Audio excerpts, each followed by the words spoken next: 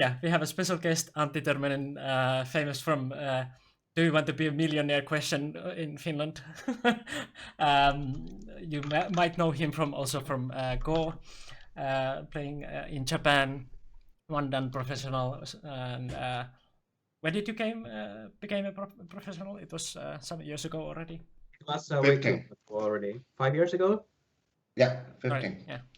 And then we have, of course, our favorite teacher from Europe, Jeff Su Sixten, as always. Welcome, everyone. We are going to talk about Go a little bit differently than we usually do on this channel. So, like, there might be some Go philosophy things and Trumegos, and we might even look at the Grand Prix games, which is going on at the moment. We try to be a bigger stream than the official Go Go stream for that. So. Need to have a goal there.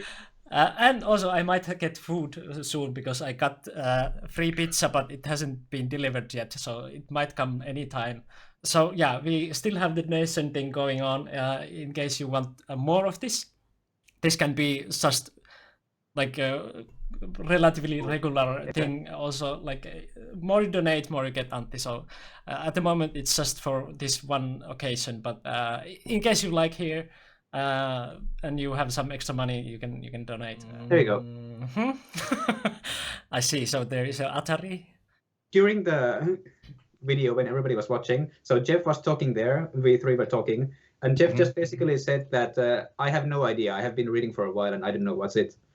And Mikko just said, I think it's A1. And that is actually correct. So I predicted what would happen. If you have seen this kind of problems, it's always something stupid like that. So like that's the yeah. This is I said that Mikko might get this problem right first. yeah, because Jeff will go through like some normal answers first because Yeah. After so all, like, A1 and O is correct for life and death purposes here. Where is my pizza? It has been like 1 hour from that. They said like I would get it. So I still Did you actually eat anything yet today? No, I'm still waiting for that one because I ordered the pizza like 3 hours ago. So like, yeah. If you don't know what you should be playing, you can at least look at what the opponent might want to play, right? Yeah.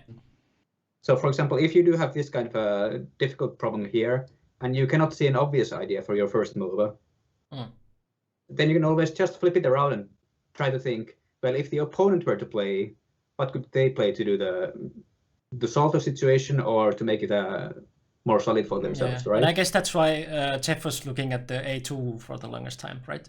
Yeah, yes. So if we can identify this as something we have to prevent, then we still have to think about how to prevent it, right? I mean, playing the exact same move is sometimes good. Yeah. But sometimes it doesn't work. You can also make it so that the opponent's move just kind of loses its purpose, right? Yeah. Like for example, in this case, when you play A1, so the A2 just becomes a throw-in that you just don't want to play, right? Right. Yeah, and then you get also other benefits like the Go shape there. So yeah. Yeah, this is actually how I most often solve Tsumego. But it can even work in opening problems. Like if the opponent is building a moyo, if they have two big walls on both sides, they want to start thinking about a cap, right? So one move you can think about is to play around there yourself, right? To reduce it, to make it impossible for the opponent to kind of seal the moyo from the center. Yeah. Or you can just invade the moyo, because if you live inside, then the opponent just doesn't need to lead anymore, right? So you can prevent the opponent's move, or you can kind of defeat its purpose from the start. Yeah. I mean, just as a general way of thinking, don't you think it's more common for Europeans to just say, oh, you want that? No. Yeah. So just seeing what the opponent is doing and preventing it directly. Yeah. You could be doing something like, oh, you want that? Sure, I can let you do it, but if I do this, that idea isn't so good anymore, right? Yeah, European top players often just directly say no, directly. And the negotiation is like missing there completely. They don't go like yes, no. Can I get like 100 euros to punch your face or 90 or 60 or can we ask what is the current score between Antti and Jeff? games between them. Uh-huh. Have you even played recently? Like very like seriously at least, or?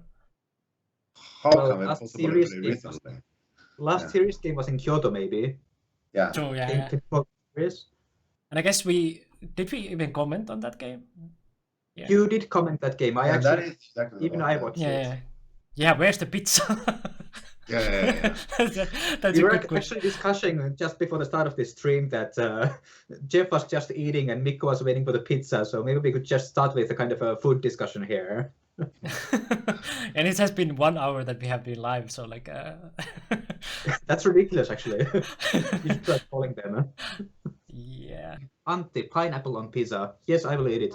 Yes, pineapple on pizza. Yes, definitely. Me also. Yeah.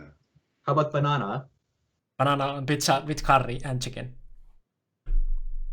That sounds interesting. I think I tried some in Sweden. Yeah, I mean, yeah, just banana. yeah. Sweden. That was banana curry, and I guess there was chicken also in that pizza. At That was Leksand Sweden. restaurant, Yeah, right? then I came to Finland and was like, I need to have this pizza. There was only one restaurant in in Oulu that shared that kind of pizza. Does Antti use Katago a lot? Yeah, I'm totally for Katago these days. A few years ago, I was using Minigo instead. That was back when Katago wasn't really strong yet. Didn't use Leela, or? I almost didn't use Leela. I Oh, never okay. somehow liked how Leela plays, for some reason. Oh. That was weird timing when we bought the Deep Zen. Yeah, Deep Zen. Yes. We bought Zen, that one. yeah. Yes, yeah. We bought that one, and it was like 1 month or 2 or something, and Leela came, and then every other bot also came, and like they were completely free. So I guess no one actually used Deep Zen in at all. I do. Ah, I you do. do? Ah. Yeah, because that is something I can dream to beat at least. Right. Yeah. Okay, for that reason, It's yes. still pretty strong, but it's something that's not impossible, right? I can see there's a possibility, although so far I don't win, but I can see possibility. Yeah. Right. Yeah. Do you think it's useful playing against artificial weakened AI of all sorts of styles in order to improve? One play out Leela. That was also something to beat, but it's still very difficult. Yeah. I don't think I have won against that so far. And of course, if you use Katrain or Katrain, I don't know how you pronounce it, but you also have many different kinds of weakened Katagos inside there, right? Yeah. Like you can have the 0 playout kinds, or you can have like there's a Kata Handy, I think, which I think it works somehow that in the inside that Katago's reading, it does your reading as if you have no playouts. It does playouts for itself, but not for the opponent. So it just basically assumes that the opponent cannot read. Yeah. Right. If I understand correctly. And so it will basically play a handicap kind of game where it totally overplays everything because it can read it. The opponent cannot. Yeah, that's like when you play like 30Q. Yeah, this cannot read anything. Yeah. But of course, it has the policy network behind, so the reading is still strong enough, but it's not completely precise. And of course, like if you like to play anything, then that's good for your improvement. Like I mean, like more you do anything correlated is usually good. So in case you are lacking games, for example, you can play against AI, those weekend ones. But of course, like don't go too overboard. Like just train with AI. You need like human games and serious games. Of course, playing AI is better than not doing anything, right? For go training. Yeah. But what do you think, Jeff? Is if you compare playing with humans and playing with AI, which is better? Human. And Definitely. why is that? I think here AI basically he knows what is going on next, and I mean next as some to us. The future that is too deep inside it, and we cannot really see at all. And AI can actually see it, and so, I mean, that basically means we say, okay, here I give you some difficulty. To AI, there's no difficulty, right? But to human, let's say we all know what is the human difficulty, and that is why there's something you play like this, it is annoying. And when you have a training with AI, I mean, you're gonna get completely different experience. But for example, if you compare playing playing against AI or playing against a strong human player, much stronger than you? Yeah.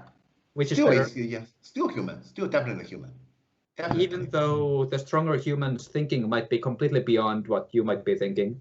Yeah, but he's human, and then basically, at least for example, after the game, okay, you play this move. This is brilliant. How did you find this move? Could you tell me about it? He can answer. You ask AI. Right. Yeah. Yeah. I mean, of course, the playing style is different, but I just think that humans and AIs go in a fundamentally different way. And it's not just the kind of moves that you play and so on. It's the process behind how you choose your moves, right? If you have an AI, you know it has the policy network and it has some, I don't know, Monte Carlo kind of reading and rollouts and whatever. But so it has this huge memory bank kind of, and which it's kind of searching for similar patterns and evaluating them, choosing from between there.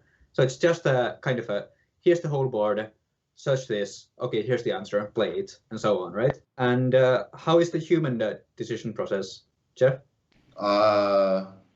Well, in a certain situation, what is the most important thing on the board? Define that. Define what specifically you should do in order to reach the best that you can reach on that goal. Yeah, and that is the decision-making procedure. Yes. Yeah. So it's basically first you look at the board and try to figure out what's going on, right? Mm-hmm. You try to define what is important, what is not important, right? Mm-hmm. So let's call that your value function or whatever the AI term is. Yeah, the heat map or something. Yes. Yeah. And after that, you try to choose a plan. So it's not just one move, but kind of thing. I have a weak group here, the opponent has a weak group here, and this area might have potential territory. So let's try to move this weak group out here while leaning on the opponent's weak group here, so that I can maybe build some territory in this interesting area of the board, right?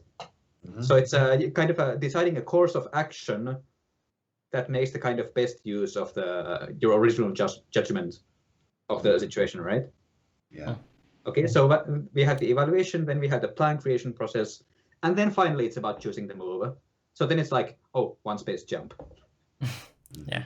And in those terms, if you have like a 5Q player, they'll be like, he played one space jump. That's simple. Why didn't he think of anything more complicated, right? Yeah. When in reality, there's this huge process of, okay, this is important, this is not important, this group and this group, how to juggle these, what's the best local shape, so on. One space jump. Yeah. Yeah. Versus a real person, you also get the emotional aspect of the game, making it like poker. That's true. Yeah, that's what we also talk about a lot on this channel. That like to play against your opponent and like even like play some provocative moves that like come on, let's fight, or those kind of things. So of course, like AI doesn't feel those. I mentioned the value function earlier, right? Your value function, which is how you judge the board and how you figure out what is important and what is not important. Yeah. That's something that's very personal, right? Every single player has a different kind of value function or a way to value the board. Mm-hmm. Yeah. And basically, that is I think the most defining part of your playing style. I mean, you might say I'm a territorial player, but you might not be territorial under all circumstances. But your way of evaluating the board doesn't change so quickly, right? There's something systematic behind there. Yeah, AI is too much like a wall that you are just banging your head against. Like, right. That's not fun. And if you just make the AI weaker with some kata handicap or something, then you just know that you made the AI weaker. Yeah, that's like you're banging your head to a soft wall. Bang, bang. Yeah. It's still banging your head, but it's just softer. It doesn't so you feel that bad. Here and you put some cushions on it, right? Yeah. Take a pillow and pong, pong, pong. Yeah. What I understand is the common way of studying the game with the AI is that, okay, you play the game, okay, now you open Katrain or Lizzie, right? And you put the game in there, and then you just click move my move and see what the AI says. Okay, so this was -1 point, -0.5 point. Maybe you see also, okay, there was a better move here, but you should have played. So it's like, I see, that makes sense. I should have played in that area first, right? So most likely there's some kind of a threshold, like if it's a mistake less than half a point, you don't care about it. If it's a mistake bigger than that, then maybe you see what you should have done instead. And when you see the AI's moves, it feels like, now I see. That makes perfect sense. I will never make this mistake again. And then you play the next game, and most likely you do the fundamentally same kind of mistake, but it just looks a little bit different because you cannot memorize all the board positions, right? So I prefer kind of like Dave's way to like review the NGD games, that like after you have played, you make some questions. So I guess that's how you use also AI more efficiently, that you ask what you want to know, like kind of like at least in your mind, if you are not listing them anywhere. Yeah, if you And then like what did I do wrong, for example, here? Why my group was so weak? How do I handle this kind of group? And then you go and ask that from AI, kind of, that you go and see what AI would play, how AI would handle that group. But still, I think that if you just do that, so basically just checking individual positions, I think is not very efficient for your long-term improvement. Well, in that one, you have to like get the like thinking what you had. Like I had this kind of thinking that maybe I should like defend this group, and then if AI says like you should actually tenuki that group and play this area, that's most likely that your thinking is wrong, in that sense that like you don't see the bigger picture on the board or whatever. So there you get the hint like what is wrong with thinking, not like specific situations, like in this situation you have to play like this, because you cannot remember that one. You have to change your thinking, and for that one I don't think it is very useful to just scroll through what AI would have played, because then you don't think what you thought during that match. Yeah, exactly. Yeah. I think that's going the right direction. So basically, you need to be kind of running your head's own evaluation system. I mean, you need to be predicting something and then altering what you're predicting by the results, kind of.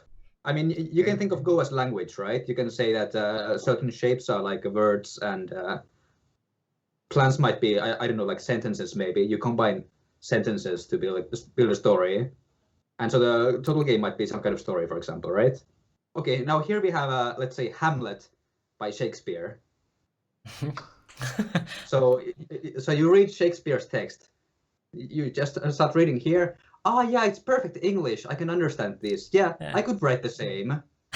I know these words. Yes, I know these words. I could put them in this order. This is totally normal, right? Yeah. Makes perfect sense. I could have written this. Right. But actually, when you sit down at your table and you start writing something, you most likely don't create anything that compares with Shakespeare's text, right? Yeah. So what is the problem? You try to imitate the text that you saw. Yeah, you're trying to basically just pattern match. You draw some words out of your mind that makes sense. You want to write something and you try to get it in a nice shape. But Shakespeare didn't just put words randomly. He had an actual idea for what he wanted to say in what kind of a way, right? And you don't have that core process that Shakespeare had, right? Even though the result looks like something that you could make. And we have AI's moves, and you can try to memorize them, but then you can push out memorized AI sequences, which may make sense or may not make sense, right? Because they're just copied from somewhere else. So how do you come up with your own style, and how do you get your own writing stronger? I mean, I'm pretty sure that for studying writing, you don't just try to memorize Shakespeare, right? Yeah. You need to learn about the core ideas of, I don't know, story structure and sentence structure and how to keep the story interesting and those kinds of techniques. Right. And it has nothing to do with exact sentences taken out from Shakespeare. Yeah. And then you go with your text to someone who is like stronger in writing, and yeah, exactly. They read your text and say like what parts are like something that you should rethink or whatever, and like also this is very similar to like Go in that sense that like you learn writing by reading a lot. So also like seeing a lot of strong games and like pro games is a good one, because if you look at AI games, then you don't understand anything. They just play like they don't like play like humans. But like that's why That's why looking at professional human games is still like valuable, because that's the same thing that you read books. With art, there is no direct competition. You don't objectively know which is better. That is true, yes. Yeah. So that does make teaching Go AI a lot easier, right? Because we know what is right and what is wrong, basically. True. Yeah. That's why they probably are also like weaker in making like texts and art, because it's very hard to evaluate, and evaluation is very like necessary for improving the AI. Right? Yeah. Because if you want to do it properly, you basically need to show, I don't know, 100,000 pictures to human professionals who try to say which is better, right? I disagree with all this human does this logical reasoning, blah, blah. It totally overlooks how much of it is intuition-based. It is intuition-based, of course. Yeah, and that's why AIs also like became stronger, because they kind of like made intuition, that they like they can like look at the board and see the heat map of kind of things, like what is important. I mean, even just the police network is kind of like a huge intuition network. The main point I was trying to make with that thing was that a human can explain why they played a move. They have some original idea of how the board situation is, and they have an original idea of how they should try to develop the Go board, right? Yeah. And they can explain it if they get asked. Mm-hmm. And then they will choose some shape, and they can also explain why they chose that particular shape. Mm-hmm. Yeah, that's basically what Jeff said earlier also about the not playing against AIs because they cannot explain. Yeah. Sure. That is actually something that you can feel at the higher level when you're playing the game, when you're a strong player. Because usually when you play against other strong players, you can get inside their head. You kind of get an idea that, okay, so they are viewing this part of the board as important, and they don't really care about this area that much. And then you can see what in general they're trying to do. They're using this group to do this kind of thing, to get out here, maybe get this kind of key point, or build this territory. You can get all of that just from the moves they play. You don't need to talk with them, right? Yeah. And then there's the AI, super strong AI.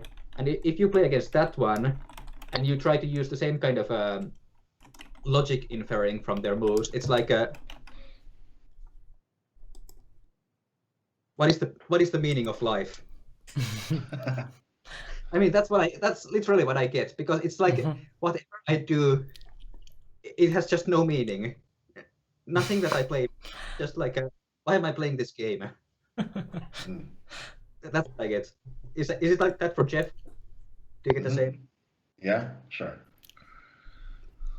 So it's not about Go. It's more like what am I doing with my life? Kind of thing. Yeah. Somehow. Right.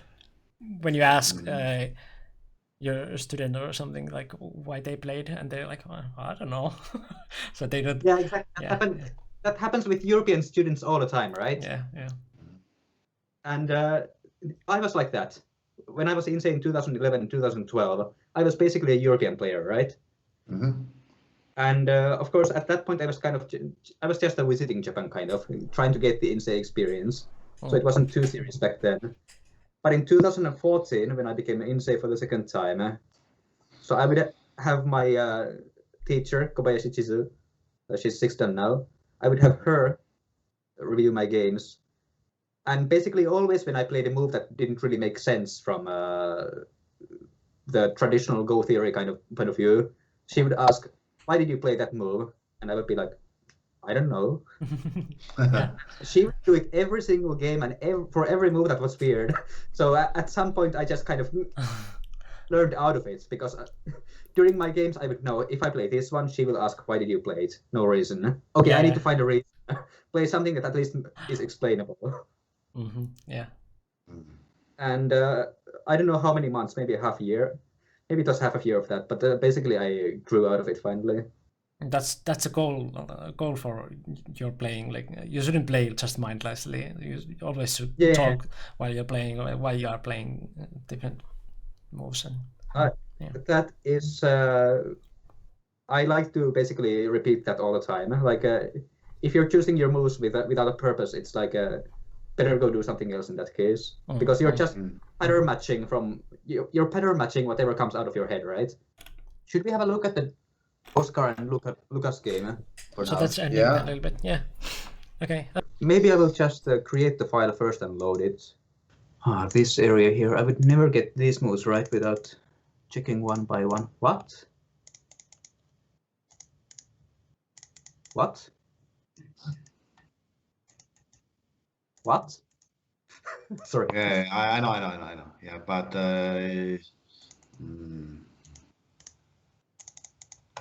What? Oh no. Good luck. I checked my pizza behind the door. It wasn't still there. So, yeah. Okay. Still no pizza. It's How is just, it possible? It take like 4 hours, 3 hours? I don't That's know. impossible. Yeah, that's impossible. that's They impossible. probably forgot it. I have to like call them later. Like, where's my pizza? And probably get 2 pizzas. I don't know. Unlimited pizzas. Yeah. So what is this game? This is Grand Prix final, or do we just put the players? Grand Prix 5th place. Hmm? And Oscar is black. Yeah. 5th place. Mikko, how did you decide that your camera should be more than twice the size of Jeff's and Antti's? Because I have better camera and I'm the owner of the channel. So fuck you. Yeah, I guess you have a better camera. Like an Oscar. Black is Oscar and white is Lucas Potpera. Yeah. So both are NGD teachers, which I guess makes this game more interesting for us as well here. Okay, so how does this look? Looks like Go. Looks like Go. Yeah. Yeah, so it used to be like this, right? Black played here, white got the turn. Yeah, I don't like C8, but otherwise looks good. Why not? Because C8 doesn't even give that much pressure. We know that that kind of group is hard to attack. So what do you do with the C8 that much? Like it's weird. But we're giving our 13 turn like that. So like now white has a big area there, and what do you do with the C8 here? What is your next move? Okay, so black played here actually, as an answer to your question.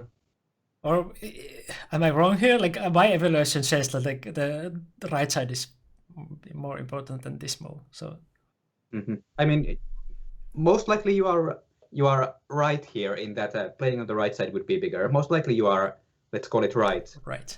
But Yes. yes, I mean correct, you could say. Yeah. But Oscar obviously knows that the white B turn is good and that you're supposed to jump on the right side, right? Right. So he's playing C8 in spite of knowing that. But yeah, mainly the point I want to make here is that I don't actually want to. So at this point, I don't want to look into Oscar's purpose of playing C8. Yeah. I just want to point out that we have the clear, obvious correct move on the right side. And Oscar played something different. Yeah, And intentionally. Oscar played something different. So the point is that C8 wasn't a mistake. It wasn't a mistake in the sense that he didn't know something and played something worse. He played C8 with a purpose to make the game go into a certain kind of a pattern. Let's say. Right. Okay. Yeah. So it's just doing something out of the ordinary, and there is a strategic purpose for it, most likely. Okay. Yeah. Interesting. Yes. At this point, I think now we can get an idea of the kind of plan that Oscar has. To just take territory and then like give white that kind of like a infrastructure here, and then try to like just reduce it later, as we saw. So I guess that kind of polarized game was his plan. So, for example, we can have a look at the certain territories that the players have right now. White has 14 and Komi, right? Get 32 for black. Black is playing a territorial game here, and white is behind on territory. But to make up for that, white has this kind of a thing here. Yeah. And okay, so black had the territorial advantage, but surely with this kind of a position, you can, I don't know, you can throw a stone here, and maybe you can make points in this area, right? So it's not like the value of this, the outer white stones or influence we call it. It's not like the value is exactly 0, right? Yeah. But we don't know what the value is. They have some value, but we don't know how much, right? Yeah. So this is basically the kind of, let's call it discussion that Black is trying to move this game into. So Black has the early lead on territory. Okay, White has this outer position. How well can White turn this influence into something, into actual territory? Jeff, how did we call this move again? I think Jeff said that this is not go. This is not go. I still say that. This is like intentionally making Russian border, right? Oh, wait. What is the Russian border? Well, the Russian border here is like F16 to 06, that kind of like a Russian border, which is impossible to hold. So this is like intentionally making that one. So kind of making a huge border, huge territory. Yeah, a very, very long border, but because that's just like the Russian country has a long border to all the countries, so we call it Russian border. Yeah. Okay. Yeah. Jeff, what do you mean when you say this is not go? I think that's interesting. I mean, I know, of course, what you mean, but can you tell the viewers? Okay, can I explain it? You're saying, how can I explain it? Yeah, why this is not go? I mean, this move doesn't exist. I mean, I've never seen anyone who plays that two-space high jump and then play this one. I mean, this combination doesn't exist. Where does it not exist? Sorry? Where does it not exist? Because like pro game I read, for example. I think pro game I read. Yeah. So you mean it's kind of like a not part of traditional Go theory or knowledge, I guess. You may say that, yes. It's something that goes against the theory, basically. Yeah, those stuff doesn't coexist. If White want to enlarge Moyo, basically you don't look at the 3 stones. You just look at that Q8 and directly think about how to enlarge from there. The 3 stone at the bottom right corner doesn't exist. So you mean, let me just mark it up. Yeah, those don't exist. These stones don't matter. Well, possibly, for example, this one could happen and this one could happen, right? So if White defends his territory, then finally this stone at A is not doing all that much, right? Exactly. If you want to try to build the territory on the right side, then the feeling would be a little bit more like this, to keep a little bit more distance. And also, as we were talking earlier, basically it's fighting against a black A stone. It's not exactly preventing a black move at A, but it makes it look very stupid, right? Right. And also making the Russian border a little bit smaller, because... I see, yeah. So Oscar's move of choice was this one. Is this go? It's more like a go than the cap, but no. Let me just try it because Jeff is here. What if I play this one as black instead? I'm sorry, one moment. Yeah, okay. Yeah, we have talked about this. We did this very briefly. Yeah. So that's a very brief one. And basically, first, okay, I should say psychologically, White player notice this move. White player is shocked because you want to destroy my let's say it is like we are fighting each other and you directly want to enter my capital. And I don't know, I will lose my capital city. So the first thing is I'm shocked. And the second, my thinking will be to annihilate it. Yeah. So like honey from the above. Right. And then I start the discussions. Yeah. Or should we try to summarize Q9? I mean, we were discussing with Yakago earlier about intuition and so on. So I guess Q9 is the kind of move that I get by intuition first, right? I mean, this is not really a move that you read out because it's a little bit too much reading. Yeah. So I first get the kind of idea that, okay, this might be a move because, there's no because I get it automatically, right? But it's because I have seen similar kinds of situations so often.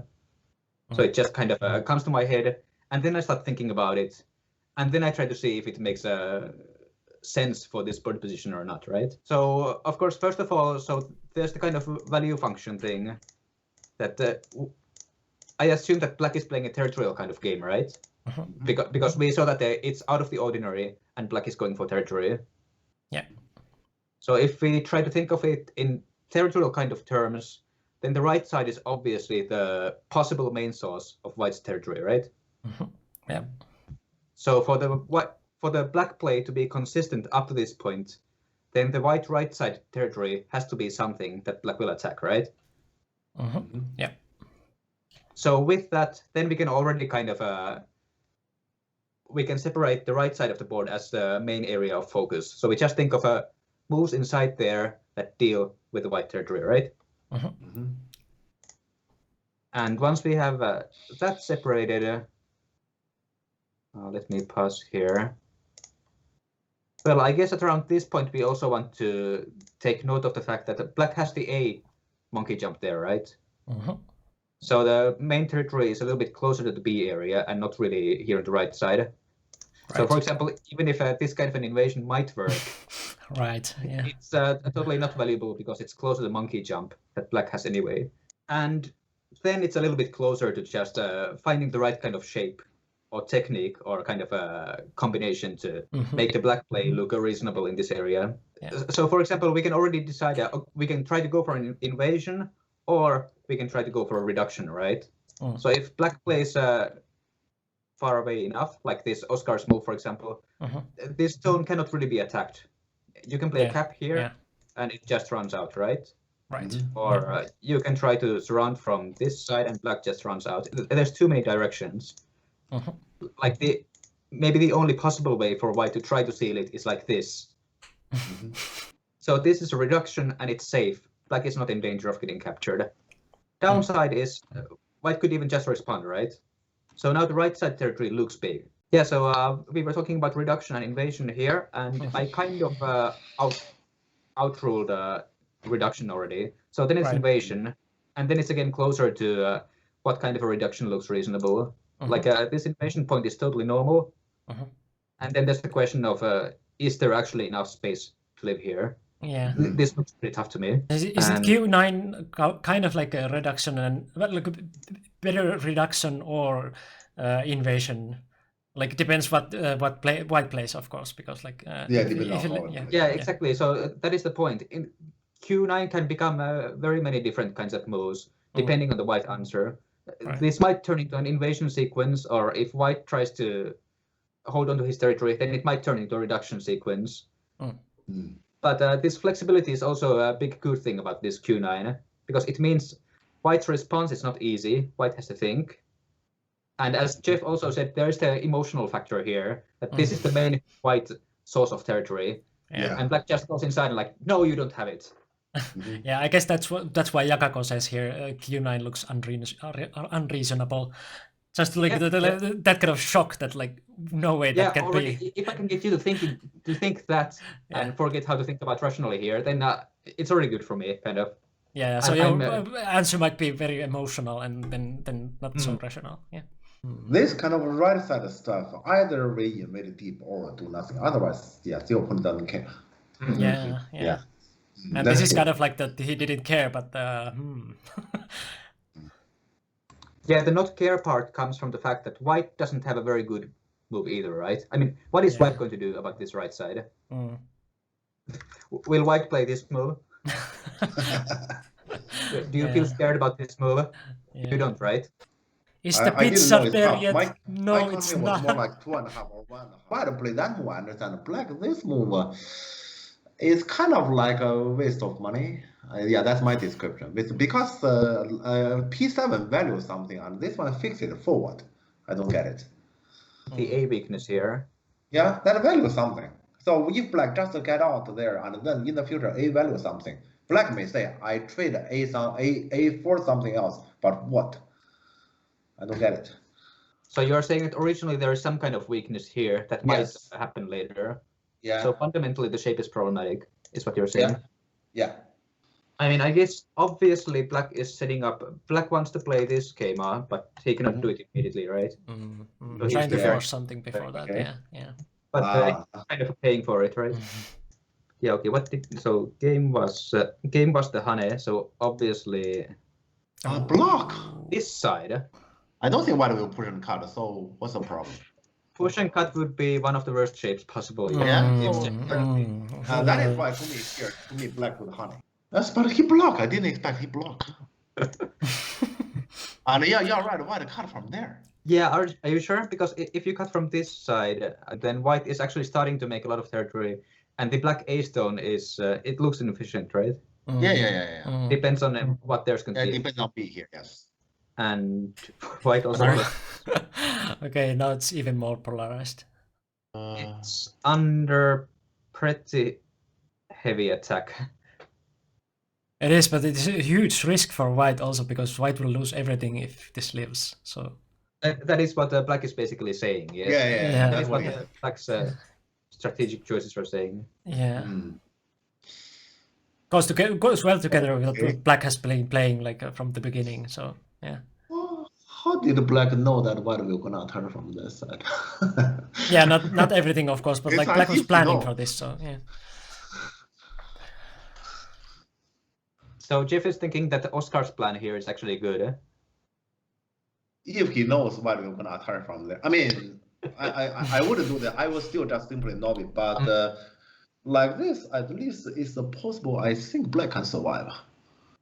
Oh, And four once is just- scary. has survived, then it is well, it's what black wanted. Yeah, I think black can With no survive. regard to if it's good or not. That's a But I different- wouldn't expect white to cut from there. That's different. Dave, So, my that- pizza which I ordered 10 minutes ago is here. Yeah, mine is like, what, how many hours? You still didn't get it. I already Oh, ate there's my something pizza. God damn it, you people. Wait, it's already been almost 3 hours. Did we actually cover all the content that we talked about? I mean, I we guess talked about so. AI. We even had like this discussion about this game. We talked about food. My pizza which didn't come. So I Yeah, guess that means so- we have topics for next time also then. Yeah, so we Yeah. have to get some more donations to get the next stream. So we have some topics for later. Why is Go a good hobby? Well, now it comes. That's a question. Yeah, I guess this could be a bigger topic as well, but Yeah, we can talk about it later, also in more in detail. But if you have to like answer very quickly to this one, what is your like? Well, I guess the main selling point for me has to be the fact that I just love the fact how the fact that the game is simple, the rules are simple, and what emerges from it is very complicated. So already in a mathematical kind of sense, it's very beautiful, I think. Yeah. But Simple and beautiful. there is the one other point I like about Go, about playing Go, is as I also mentioned in the stream earlier, is that you kind of get a kind of telepathic connection to your opponent during the game. Yeah. Without talking anything, you still get a glimpse of what the opponent thinks is important, and you can kind of make a non-verbal communication of it, Yeah. exchange of ideas without talking, and that's also something that's really beautiful, I think. Yeah, I like Go also for the like simplicity and beauty in that. I'm not a strong chess player or anything. Yeah, I don't yeah. even know that much about chess. Chess, sorry. Very fun. Yeah, so just I just get the impression that the top level chess won't be like that. It's still more about mechanical reading and kind of one-upping the opponent with a complicated sequence. Yeah. Whereas Go is more like I think this area of the board is big because, and I do this kind of a thing because, and this kind of you can explain it with more kind of a. It's not this move, this move, this move, this move. That's good. Yeah. It's more like a complicated explanation of why you're doing something. Yeah, also just because Go board is so much bigger and it has more abstract kind of word than just very detailed. And chess has also like very complicated rules compared to Go. So that's one reason why I never got too much into chess. I tried to, but I never liked chess. So yeah. Yeah, I tried also recently when I was watching Queen's Gambit. So just for like 2 or 3 days, I was very motivated. Yes, finally, let's learn chess. Let's become a good chess player. Yeah, then a few Sleeper. days into it, so it's become this kind of studying eventually. Yeah, okay, fine, enough. Right, yeah. We need Netflix Go series like Queen's Gambit. Yeah, like so if there's anyone like making Netflix series in the chat now, please make one for Go. In one of the lectures I held recently for one of the Japanese universities, I basically just summarized that Go is gamified meditation. Antti, do you feel calm or anxiety tension while playing? For tournament games, of course, I have to say that it's more like anxiety and tension. But the point I was trying to make is that to be able to play a tournament game well, I need to be able to clarify my thinking very well. I need to monitor myself that I'm thinking about the right things, and basically make my head quiet of everything else but Go. So call it like a mindfulness, for example. But anxiety and tension is a very important thing there, because if I feel totally calm while playing, then I won't be totally concentrated on the game, right? So I will just mess up some very simple things in that case. The anxiety is a good thing there. Yeah. Any other sport is also like that. You cannot be too relaxed. But also not too like I don't know, like anxious or. But yeah, basically, when you're doing anything that is important for you, like even just making a presentation or anything, the anxiety and tension is there to make you able to perform well. Yeah. Right? Make you concentrate. Yeah. Does the beauty of a game still matter to you post-AI era, or is there simply a different kind of beauty now? But the game is the same, right? Yeah. I mean, just before the AI, it used to be that, okay, this Lee Sedol played this move, so it's correct. We should always play this move in this situation. That kind of thinking, right? Or that kind of argumentation. Yeah. And now it's just, instead of Lee Sedol, it's Katago thinks this is the only move. 95%. Yeah, to me, what has happened because of AI is that, like, previously, like, beautiful game looks certain way, and like beautiful shapes are different, like certain moves that professional play, and like then nowadays it's kind of like anything is possible kind of mentality. Like you can play like in opening also like anything is possible. That doesn't change the like that kind of beauty from Go, that it's very simple, and the rules and like how to like apply them. So like I guess AI is just applying them deeper than we are, because for example we don't know how to handle center and they know, but like they just apply the rules a lot like stronger than we can. But it's still the same game, like you said. We are going to have more jam in the future, and so we are going to have more question and answer time. Yeah. And the topics we didn't talk about are continued in the next jam. Thanks for joining, and see you next time. Thanks. Yeah. Thanks. See you. Thanks. Bye.